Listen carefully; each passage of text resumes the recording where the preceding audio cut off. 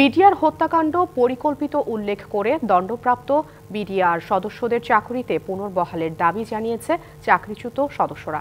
সকালে জাতীয় প্রেস ক্লাবের সংবাদ সম্মেলনে এই দাবি জানানো হয়। এ সময় বিডিআর সদস্যদের প্রহসনমূলক শাস্তি প্রত্যাহার এবং একটি স্বাধীন তদন্ত কমিশন গঠন করে পূর্ণ তদন্তেরও দাবি জানানো হয়। 2009 সালের 25 ও 26 ফেব্রুয়ারি পিলখানায় সংগঠিত হত্যাকাণ্ডের নেপথ্যের কাহিনী জাতির সামনে তুলে ধরার দাবি জানান বক্তারা।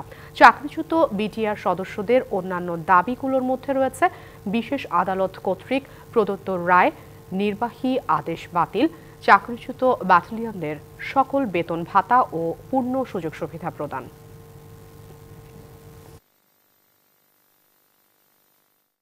প্রত্যেকটা চৌকুশ সৈনিক যারা আছেন তাদেরকে কি করা হচ্ছে, বিচারের নামে প্রহসনমূলক শাস্তি দিয়ে তাদেরকে বাড়িতে পাঠানো হয়েছে।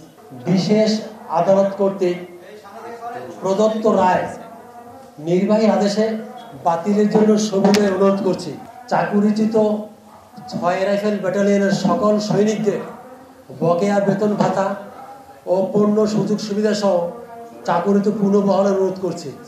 নগদের সর্বোচ্চ বার 167 টাকা রিচার্জে পাবেন 1 লাখ টাকা পুরস্কার। আরও আছে প্রতি সপ্তাহে পুরস্কার ও ক্যাশব্যাক।